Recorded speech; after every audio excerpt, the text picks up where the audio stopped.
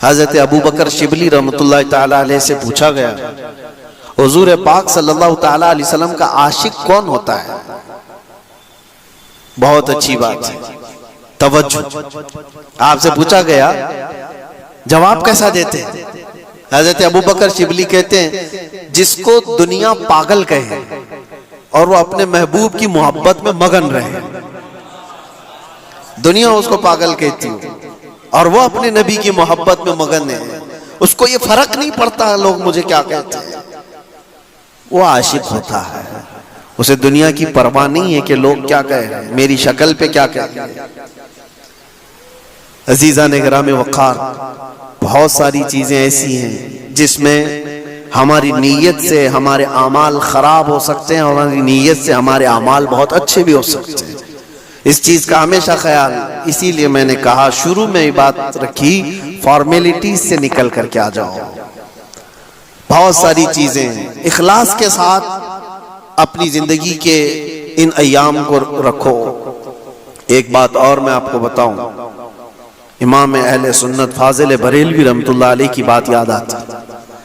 रमजानुल मुबारका में एतिकाफ में थे, मस्जिद में एतिकाफ में बैठे होते और इफ्तारी के फौरन बाद आपको पान खाने की आदत थी और घर से जो खाना लाता ले जाता था तो वो 10-12 साल का एक बच्चा था।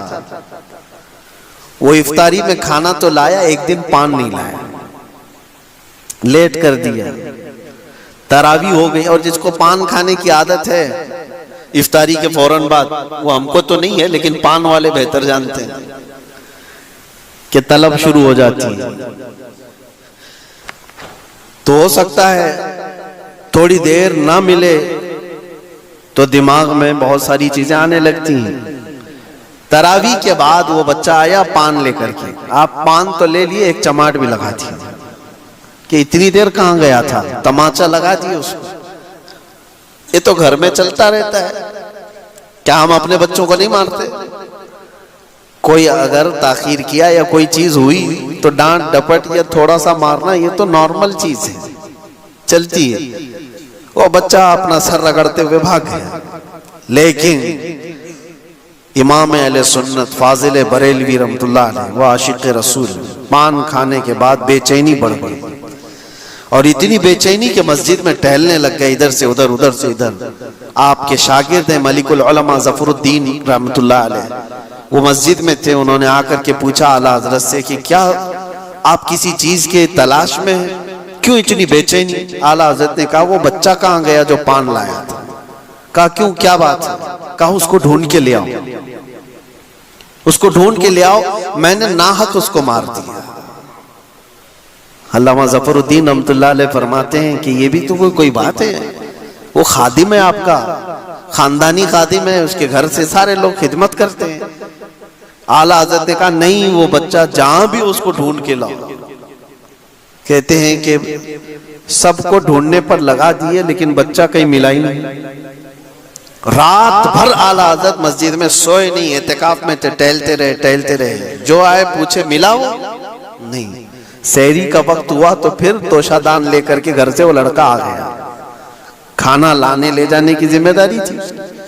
सहरी के वक्त में वो अपने मजे में था, वो अपनी धुन में था। वो आया, जैसे आया अल्लामा ज़फरुद्दीन रहमतुल्लाह अलैह फरमाते हैं, ऐसा लगा कि आला हजरत को जिंदगी की कोई बहुत बड़ी चीज मिल गई। दौड़ते हुए आए, तोशादान उसका उधर रख दिया और उस बच्चे के सामने घुटने टेक करके नीचे बैठ गए। 12 साल का लड़का है और वक्त का मुजद्दिद घुटने टेक कर नीचे बैठ गया है। उसके बाजू पकड़ लिए, कहा कि बेटा कल मगरिब के बाद तेरे पान न लाने पर मैंने तरावी के बाद जो तुझे तमाचा मारा वो मैंने अपने नफ्स के लिए मारा, मेरी जरूरत के लिए मारा, इससे शरीयत का क्या लेना देना? तूने ऐसा कौन सा जुर्म किया था जिस पर इस्लाम सजा दे सकता है? तेरा कोई जुर्म नहीं था, ये सिर्फ मैंने अपने पान के लिए मारा है, क्या तू मुझे माफ कर सकता है? बच्चा क्या समझे, वो अपना हाथ छुड़ाने लगा। बड़े मौलाना छोड़िए, मुझे कोई मसला नहीं। अल्लामा ज़फरुद्दीन रहमतुल्लाह अलैह फरमाते हैं, पीछे जो आला हज़रत के बड़े बड़े शागिर्द खड़े थे उनकी आंखों में आंसू थे। वक्त का इमाम और मुजद्दिद एक बच्चे के सामने माफी मांग रहा है। आला हज़रत ने कहा, कल को बरोज़े क़यामत मुझसे अगर ये सवाल हो गया कि अहमद रजा सिर्फ अपने पान के लिए किसी को तमाचा कैसे लगा सकता है, मैं क्या जवाब दूंगा? वो बच्चा कहने लगा कि ठीक है, मैंने माफ कर दिया। आला हजरत को कह रहा हूं मैंने माफ कर दिया। आला हजरत ने कहा, बच्चे का इस तरह से कह देना ये काफी नहीं होता। अपने सर से टोपी उतार दी, नीचे रख दी और उस लड़के से कहा, मैंने जैसे तुझे तमाचा मारा था वैसी मुझे भी तू तमाचा लगा। उस बच्चे से कहे, तू भी तमाचा मुझे लगा। वो डर गया। बड़े बड़े उलमा जिसके सामने अदब से बैठते हो, वो आज मुझे कह रहा है कि बच्चा तू तमाचा लगा। वो अपना हाथ छुड़ाकर भागने वाला था, लेकिन उसका हाथ खुद ही पकड़ करके अपने सर पर तमाचा लगवाते। 2, 3, 4 उसके हाथ से जब अपने सर पर तमाचे लगवाए तो उसके बाद कहा, अब मुझे जाकर इत्मीनान हुआ कि मैंने अपने नफ्स के लिए जो किया था अल्लाह ताला उसे मुझे माफ फरमा दे।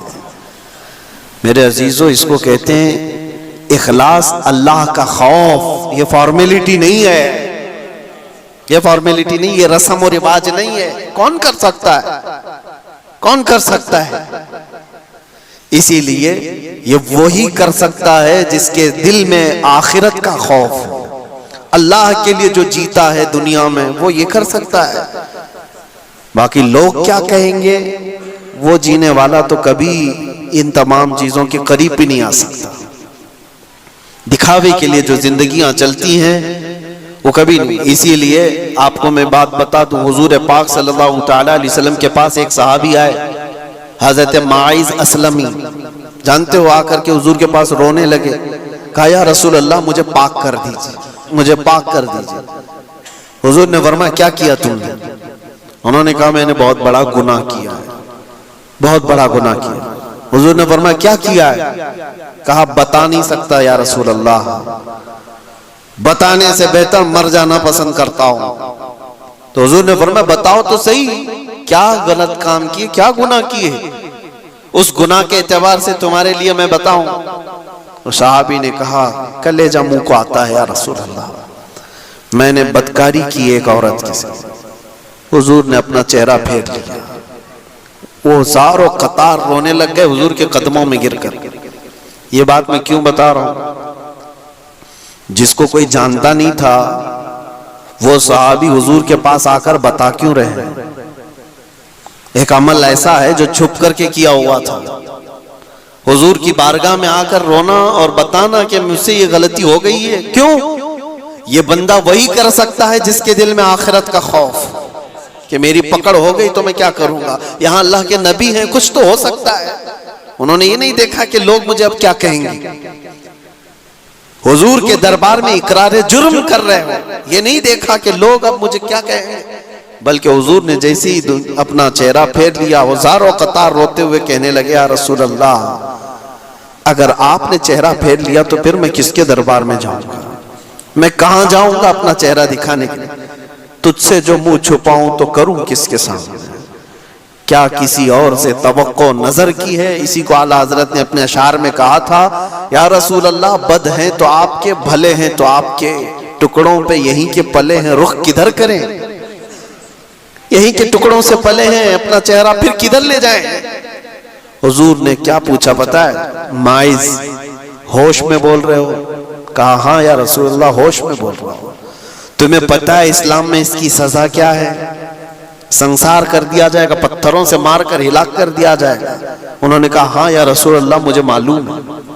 जिसको ये मालूम है फिर भी वो जाके बोल रहा हो, उसकी सजा में पत्थरों से मारकर हिलाक किया जा सकता है। जिसको ये मालूम है वो फिर भी छुपा नहीं रहा है, हुजूर के दरबार में आकर बोल रहा है। ये कौन कर सकता है? जिसके दिल में ये खौफ हो अल्लाह का, आखिरत में पकड़ हो गई तो क्या करूंगा। हुजूर ने फरमाया, ये नशे में भी नहीं है, होश व हवास में है, और इस्लामी सजा इसको पता है, उसके बावजूद बोल रहा है। हुजूर ने 3 बार पूछा तो उन्होंने वही जवाब दिया। तो अल्लाह के नबी ने फरमाया सहाबा से कि ले जाओ माइज असलमी को, मदीने की एक पहाड़ी थी जबल अनम, वहां से उनको नीचे धकेल दिया गया और पत्थरों से संसार किया गया। इस्लाम की सबसे बड़ी सजा है, पत्थरों से मार करके खत्म। लोगों को ये लगता है कि बहुत बड़ा जुल्म, जुल्म नहीं है, ये पाकीज़गी है। और एक बार जिसकी ऐसी सजा होती है पूरा मुआशरा कांप जाता है।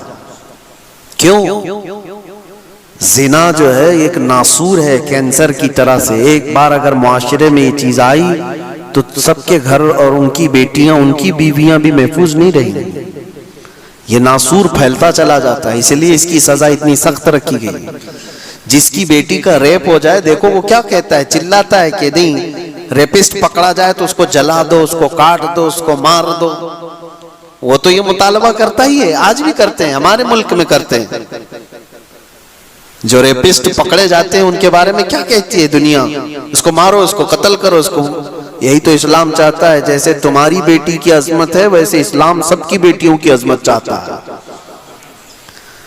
संसार कर दिया गया माइज असलमी को, लेकिन ये पूरा वाकया तफसील से है। खुद रसूल पाक सल्लल्लाहु अलैहि वसल्लम उनकी मौत पर रो रहे थे और हुजूर ने फरमाया था, माइज ने ऐसी सच्ची तौबा की, अल्लाह की तरफ से जिब्राइल पैगाम लेकर के आए थे कि अल्लाह ने उनकी तौबा के सदक़े में पूरे मदीने वालों के गुनाह माफ कर दिए। सच्चा दिल था, इखलास था।